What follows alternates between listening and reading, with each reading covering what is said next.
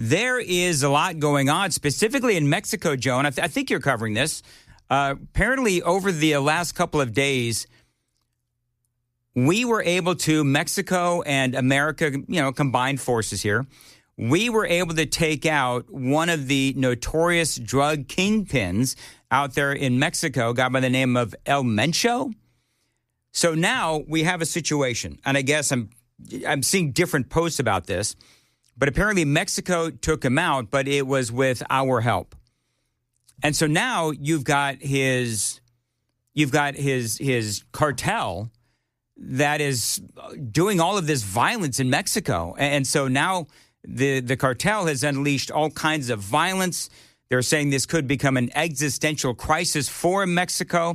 We've got a bunch of American tourists and locals already caught up in the spreading of violence. Now, here's the deal. The question is, how much should we help Mexico in trying to keep the peace? If we already took out or helped Mexico take out this kingpin, I love that we've done that. Remember, the president has deemed the cartels as foreign terrorist organizations, as he should, and I applauded that. I applaud doing whatever we can to take out these cartel kingpins. These kingpins, though, Joan, they're like the heads of Al-Qaeda and ISIS. They're like cockroaches. They never go away. So you've got to do everything you can to just kill as many of these guys as you possibly can, in my opinion. But now we have a situation. How do we help the people that are stuck in some of these Mexican towns? Yeah. I mean, that's going to be a big question. Puerto Vallarta, is that one of them? That's one of the places. That's one of the places. Do we know what other? Let's see. This is from The Hill. Yeah. The State Department on Sunday issued a warning to U.S. citizens in certain parts of Mexico to shelter in place until further notice on account of ongoing security operations and related road blockages and criminal activity. Part of what they're doing is they're burning vehicles. Yeah. And Did you see the scenes outside of the Costco? They burned a Costco. They burned a Costco. All the cars in the parking lot were on fire. They had to go from car to car and set these cars on fire. Yep. I saw a clip of they pulled up at a gas station and got everybody out of their cars, forced them to leave their vehicles at the gas station, and then they poured gasoline all over the place and lit it on fire and blew it up. Gosh. The regions listed in the advisory include the Mexican states of Jalisco, Tamaulipas, Guerrero, Nuevo Leon, and Michoacan. I'm probably shanking some of those, but whatever. No worse than the people on the networks that, they like to go, Jalisco. Oh, good. They're doing the rolling R's. Oh, that is so distracting and they're stupid. like from Idaho, and they have to pronounce it that way. Come on, stop. The warning came after the Mexican army killed the powerful leader of the Jalisco New Generation cartel, Nemesio Ruben Oseguera Cervantes, or El Mencho. That's a lot easier. On Sunday, Mexico's Ministry of Defense said in a statement on the social platform X. How long before the... hey, Joan, and Sam, have the Democrats started siding with El Mencho yet? Won't be long. I'm waiting for it. Violent clashes erupted in parts of western Mexico after the drug lord's death, burning vehicles, blocking roads in Jalisco and other states. The Security Cabinet of the Government of Mexico reported 21 active highway blockades as of midday Sunday. Roadblocks are commonly used by cartels to disrupt military operations, according to the Associated Press. I mean, you got to feel for the Americans that are stuck in Mexico. I mean, I'm not trying to victim shame here, but I mean, who would go to Mexico? Like, is that an unfair thing to say, Joan? If I'm being unfair, I would never in a million years go to Mexico. We went, I guess 2 years ago on a cruise. My kids wanted to go on this cruise so much, and and they made a stop or two in Mexico, and I'm like, why? Why would you want to? What are we doing? Yeah, I went to Mexico, I want to say in the late 80s. And when I left Mexico, I swore it would be the last time that I went to Mexico. And obviously, in probably 1988, 89, Mexico wasn't what it is today. But Good Lord, man. Airlines have issued travel advisories or halted flights. Jalisco canceled schools on Monday. I mean, one of the things that the cartels aren't used to is Mexico going after them. Yeah. You know, it always seems like Mexico and all...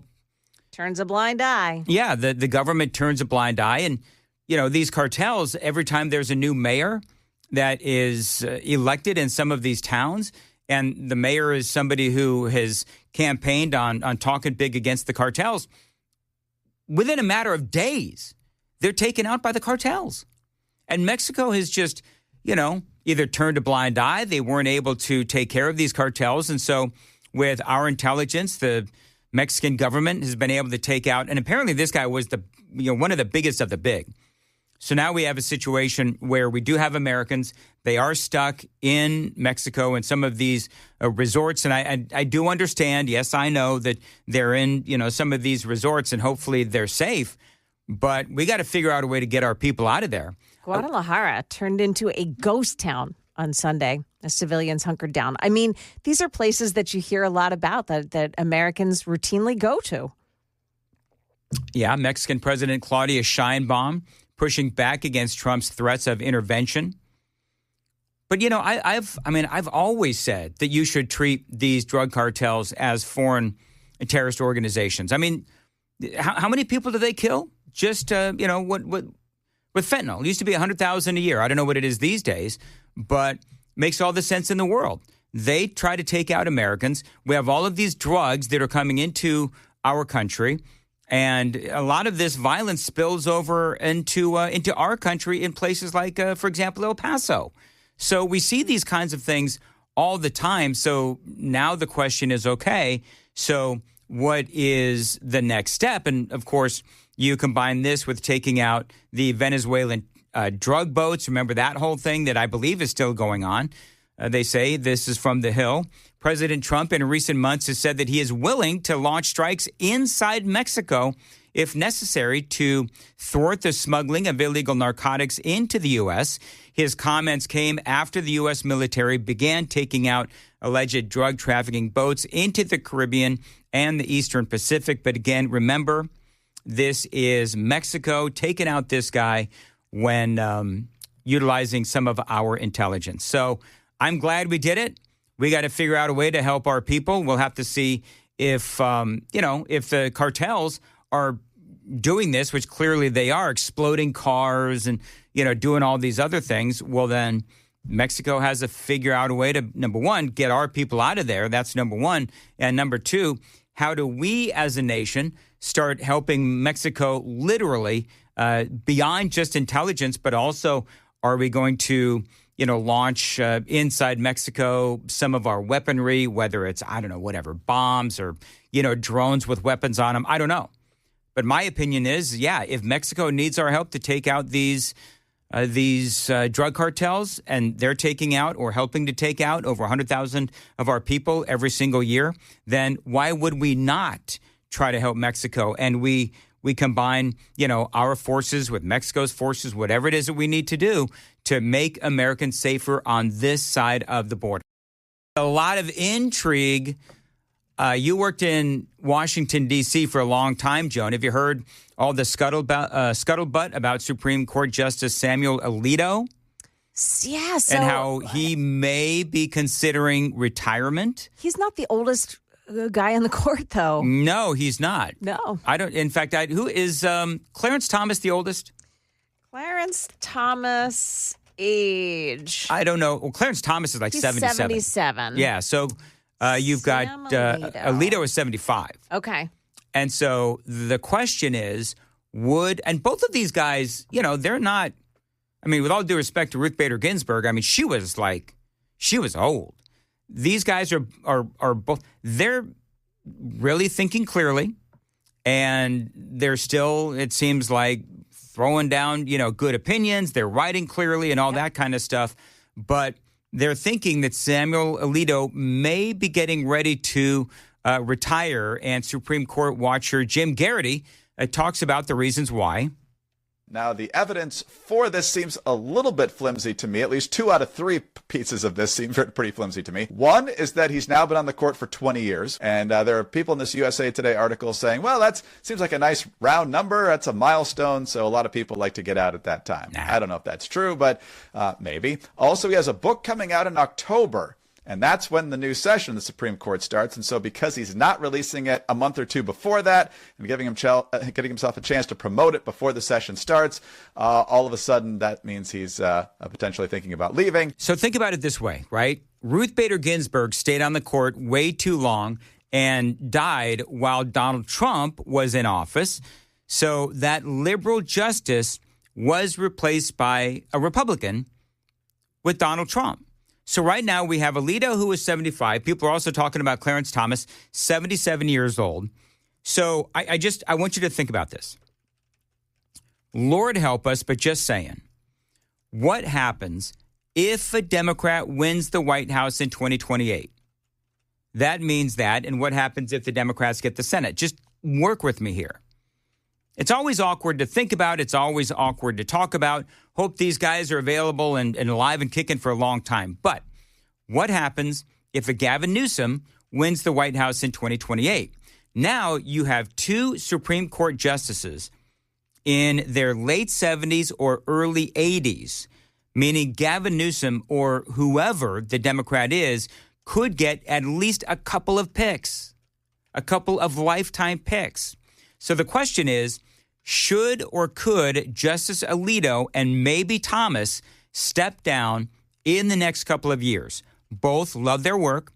They haven't given any indication they want to go anywhere. But, when these Supreme Court justices, they reach a certain age and the whispers around Washington, D.C. begin. This is what CBS News' Jan Crawford said about Alito a few weeks ago. I'm going to revisit a prediction I made last year, when I kind of confidently said that Justice Alito was probably going to retire and give President Trump his 4th nomination to the Supreme Court. Sources close to Justice Alito say he has not made up his mind. He, in many ways, is too young to retire. He's 75 years old. But then there's the concern that he's too old not to, because if he cares about his legacy, and he is that intellectual leader of the conservative wing, if he cares about his legacy with a Republican in the White House, a Republican-controlled Senate, this year would be the best time for him to retire. Yeah, USA Today was writing about this. The intelligenceers, Ed Kilgore, wrote about this in an analysis published on Saturday regarding Alito. If Alito was to retire at the end of the current term, perhaps announcing the retirement earlier, then the shape of the future Supreme Court could become a base mobilizing issue for the GOP.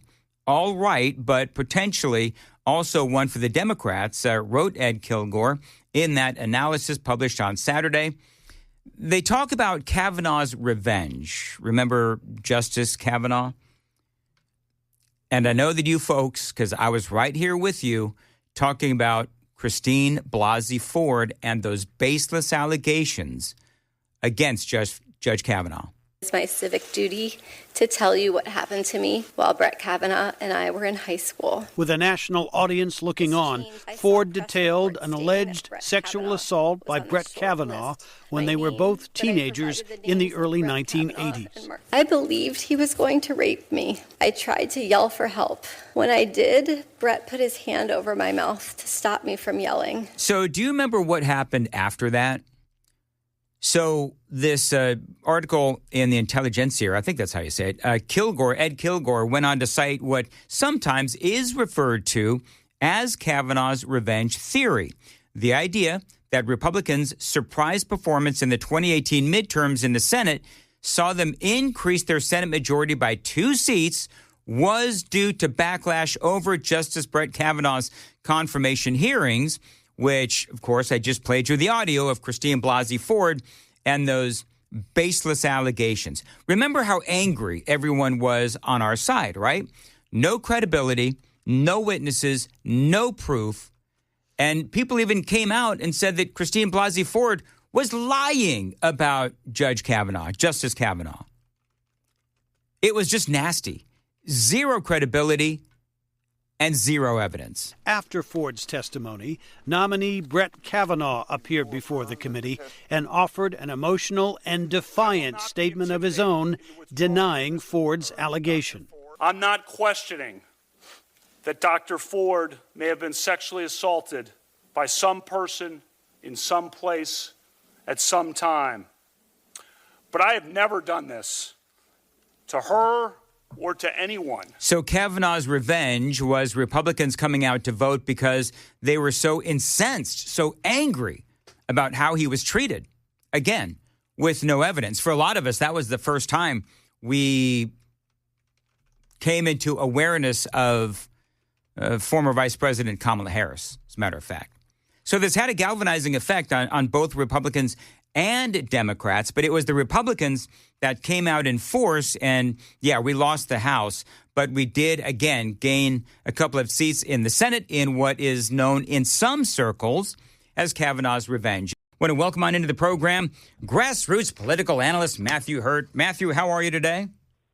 Dan, I am great. I about got my teeth knocked out over the weekend celebrating America's greatness on the ice, defeating the Canadians. The last time the men's hockey team got the gold, it was in 1980, the Miracle on Ice, defeating the Communist Soviet Union, and we defeated the Communist Canadians.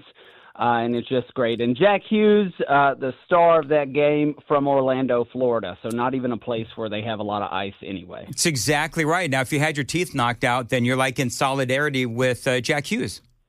We all got to go out and get your teeth knocked out this week. This is not medical advice for your listeners, though. No, definitely not. All right, I want to play a piece of audio for you. This is because we're going to preview the President's State of the Union address, which is tomorrow night, and some other things. But I want to get your take on Gavin Newsom. So this is the California governor. Everybody knows he's more than likely going to be running for president. This is what he told, they say, a audience primarily of black folks in Atlanta. Here's what he said. I'm not trying to impress you. I'm just trying to impress upon you. I'm like you. I'm no better than you. I'm a 960 SAT guy. and I'm not trying to offend anyone, trying to act all there if you got 940. But literally a 960 SAT guy. I cannot, you've never seen me read a speech because I cannot read a speech. This may be the wrong business to be in. Well, I don't know about that. You've got the smarm to be a politician, or what would you call, what's one word that you could use to describe Gavin Newsom? Smarmy, slimy, I don't know. He's got the slime in his hair, Matthew. Racist, cringe. I mean, this was as bad as Hillary Clinton in 2007 saying, "I don't feel no ways tired." This is the I forgot about that. Now you remember, Dan. This is the same condescending. There's a concept in black culture, and I'm not an expert, but there's a concept in black culture called crabs in a bucket, where if an African American, if a black man or black woman gets ahead, they are crawling out of the bucket. And the other crabs in this scenario grab that crab and pull him or her back down. And it is the soft bigotry of low expectations, and this is exactly the kind of thing that a pandering, paternalistic Democrat is going to say to black voters. It's absolutely insane to hear this, to hear and to have them get away with this level of racism is absolutely outrageous. Well, you mentioned the soft expectations of the soft bigotry of low expectations, I think is what you said, and how the saying goes. Isn't that the argument against the SAVE Act as well? The Save America Act now? Well, yeah, it is. It's one of the arguments the Democrats use. How are black people going to get a driver's license? How are they going to?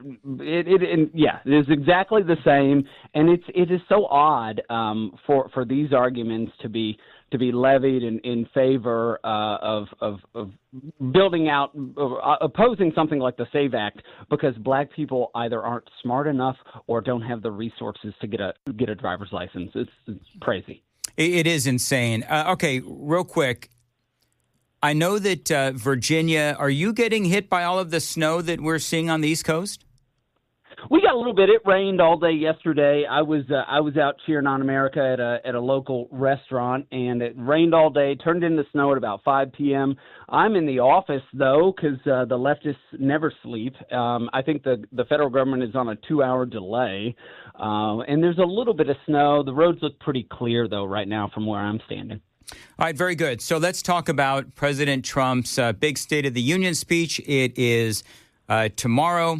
By the way, I think you're not going to be in town tomorrow, are you, Matthew? No, but if I was, I would get a well-done steak with ketchup, Dan. All right, very good. We are having our big State of the Union party at Legends Steakhouse. That is going to be tomorrow. I think we've got only like 9 or 10 tickets left. Boom. So we are very close to being sold out. I can tell you that if Matthew Hurtt was going to be there, we'd be sold out because everybody wants to, know what Matthew Hurtt is really like in person. Wonderful guy, good conservative. Let's talk about, by the way, 997WTN.com, buy some tickets. So real quick, Matthew, what does President Trump need to do heading into his State of the Union tomorrow night if you are one to read the polling, and Donald Trump does? He's not necessarily doing all that well by and large. He's still doing well with conservatives, but you look at independents, and obviously the left is going to hate him no matter what. But you tell me, how do you think he's going to do? What does he need to do? Well, he's obviously going to talk about foreign policy and domestic policy, and that has been the struggle over the last several months, is that many Americans think that President Trump is solely focused on foreign policy. I don't think that's the case. But if I were advising President Trump on tomorrow's State of the Union, I would say play down the foreign policy stuff. A lot of good things happening there, a lot of wins, but focus on the domestic policy, affordability. As I've said countless times in conversation with you, most Americans only think about the election through the lens of their personal experience. So how much does it cost to fill up a gas tank? What's a grocery bill cost? Can I make the mortgage? Can I save for retirement? And I think the conservative policies that President Trump supports in that regard are beneficial to the American people. I certainly think he's gonna say something to the Supreme Court. Obviously, a lot of Supreme Court justices show up to the State of the Union. They handed down a decision last week on tariffs that he does not agree with. It's very clear. So I suspect he'll say something about that. But this affordability issue, the Democrats are running on it. It's exactly why, one of the reasons why Abigail Spanberger won in Virginia, and probably one of the reasons why they're having her give the response tomorrow. By the way, 7:35, we're going to have Hans von Spakovsky join us. He's going to talk about the tariffs, Donald Trump's response to the tariffs as well. And we'll also be talking about the possible the rumors, and I'm sure that you've heard the rumors, Matthew, that Justice Alito may be contemplating retirement. We'll have to see what happens there. But Hans von Spakovsky will be joining us at 7:35 here on Nashville's Morning News. So, Matthew, let me ask you this question.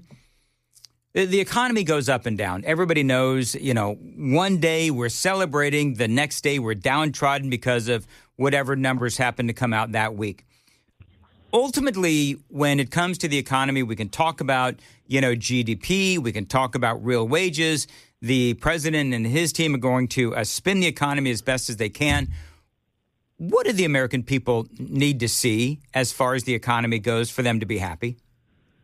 Yeah, I think sustained, and by sustained, I mean over a period of months, 2 or 3 months. If you get a paycheck on the 15th of the month and the end of the month, or a couple times, you're gonna see each week or every 2 weeks how much more you have left in your account when you pay the mortgage, when you pay the rent, when you're buying groceries, and that over a period of 2 or 3 months would signify a significant economic win. Most Americans, and this isn't a Gavin Newsom style dig at how Americans think about politics and elections. but most Americans are focused primarily on what they're trying to accomplish that week or that month or that 6 weeks if they've got kids in the school system. And so they're only thinking about the issues as those issues hit them. And so if we're looking at February 23rd and it's April 23rd, and I look back and I say, you know what, I've had a little more money at the end of the month. It's been easier to fill up the tank. It's been easier to do this. I'm going to say, oh, the economy's in good shape. So a period of 2 or 3 months of economic affordability, and most Americans would say, hey, I'm in good shape. And I think that is what success looks like at the micro level for a voter. Well, and it is micro. I mean, you're talking about just the headlines. Gas is lower, rent is lower as well. Granted, some groceries are still high, but some groceries are lower. And we do have real wages that seem to be doing pretty good. So I guess when I look at the economy, and it's hard to tell what each individual person is experiencing. The Democrats will say that the economy is terrible. The Republicans, like me, conservatives, will say, yeah, but look at all of these things. And so I guess if you're an independent-minded person, do they literally just think about the last couple of months at the grocery store? I mean, is it really that simplistic? Well, there's an element of that where Democrats think Orange Man is bad, and so they're going to think it's always bad. So there's a segment of the population that is fired up to oppose Trump whenever and wherever he is on the ballot, even if he isn't on the ballot. And then there are Republicans who are going to go out and support the president regardless. And then the folks in the middle they don't think about politics all the time, and some of them are not listening to 99.7, and some of them are listening to something that they're interested in, and so they tune in August, in September, in October, and they get hit with television ad after television ad, and they start to think about it when it's right in front of them. And so there's a middle part of America, I would say probably 20 or 30%, who tune in the last 90 days of an election. Let me ask you this, Matthew Hurtt, because, I don't know. I don't know if you call yourself a political strategist. I think that's kind of what you do. But I'm not really all that smart in the inner workings of politics and organizations and all that stuff. But I want to know if you believe that this is a winning strategy for the Democrats. Simple, powerful message that we can all agree on. Say it with me. Are you ready? 1, 2, 3. Yeah, that's right. Trump. Do you think, Matthew, that is a winning campaign strategy? Because we had the woman, I know you've seen all these. That, by the way, is Katie Porter running for governor in California. So you've got Katie Porter, and she has literally a whiteboard that says F Trump on it. And last week, there was the big story about the woman running for, I think it's lieutenant governor in Illinois. And her message was essentially F Trump. Is this really what the Democrats are going to do for the midterm elections? Dan, it is alleged in Katie Porter's early 2010s divorce that she poured hot mashed potatoes on her husband. I don't know if angry Katie Porter is who Democrats should be promoting, but it is certainly a frustration for the hard left Democrats. That messaging may work, but it is not the messaging that works for the people who tune in the last 90 days. You have to have a positive message, a positive vision for the future to attract those voters and to make the case. If they don't have policies and it's just F Trump is what it sounds like from Ms. Porter, that is not a winning message, and I think that's one of the pitfalls that they face in the midterm elections. And, to your point, what did the Democrats bring to the table during the election with Donald Trump versus Kamala Harris, where it was nothing but, Donald Trump is this and Donald Trump is that. Yet they didn't clearly seem to have policy on their side, and Donald Trump did. I think that Trump ultimately ran a fairly positive campaign. You're absolutely right about the 2024 election. So it'll be interesting tomorrow night to see the Democrats' response. I'm looking back historically. Obviously, Governor Abigail Spanberger from here in Virginia is given the response, but Alyssa Slotkin, Adriano Espaillat, and others have given the response in past years, and none of those people have been elected president. And so that's one of the things I'm taking away from tomorrow night is Democrats want to promote Abigail Spanberger for 2028 and beyond, but no opposition party State of the Union response speaker, particularly Democrats, have made it into the White House in an election after they've given a speech. So it is interesting to see Democrats want to promote Abigail Spanberger, but historically none of their response members have been elected president. We have seen 100,000 people a year, back a few years ago. I don't know what the number is now, but dying from fentanyl overdose that came across our southern border. And Mexican cartel, one of the kingpins of one of the cartels, killed by, I guess, the Mexican government or the Mexican military with the help of our intelligence. And now we've got a big crisis in Mexico. We do have people, American citizens, that are trapped in some of these hotels or resorts. What's your take on that whole situation? I mean, I get it. These cartels have been deemed as foreign terrorist organizations. I see this as a good thing, but I guess there's a debate to be made as to whether or not this is the time and the place. Well, quite honestly, Dan, I'm shocked that Mexico decided to take extrajudicial activity, killing of many of these cartel members. What happens in a situation like this is over years, 20, 30, 40, 60 years, these individuals, these cartels and this infrastructure takes the place or supplants local law enforcement, local government. We see mayors get killed in Mexico all the time. And there is some wailing and gnashing of teeth by these cartel members. They're burning gas stations and pharmacies and other things. This is, I think, ultimately a good move for Mexico. I'm not sure about the timing, but a good move that they wrest control of civil society back away from the cartels. Yeah, we'll see, though, what happens, in the next couple of months. And by the way, people are saying that it's the same thing with the Democrats and this, F Donald Trump. It's the same thing as Let's Go Brandon. It's not even close to the same thing because Let's Go Brandon, number one, we weren't utilizing the actual F-bomb, obviously. And Democrats, it's just like, not to belabor the point, but they're just throwing down the F-bomb seemingly anywhere they can related to Donald Trump. But it's not the same thing. Let's Go Brandon was funny and humorous and a meme. F Donald Trump is grounded in anger and hatred, and that is very different psychologically to the American voter. How can people find you on X? I'm on X at Matthew Hurtt, MattheHurtt. Matthew, I'm going to break protocol and have you on twice this week if you're available for analysis after the President's State of the Union. You available on Wednesday? Let's do it, Dan. I'll see you Wednesday.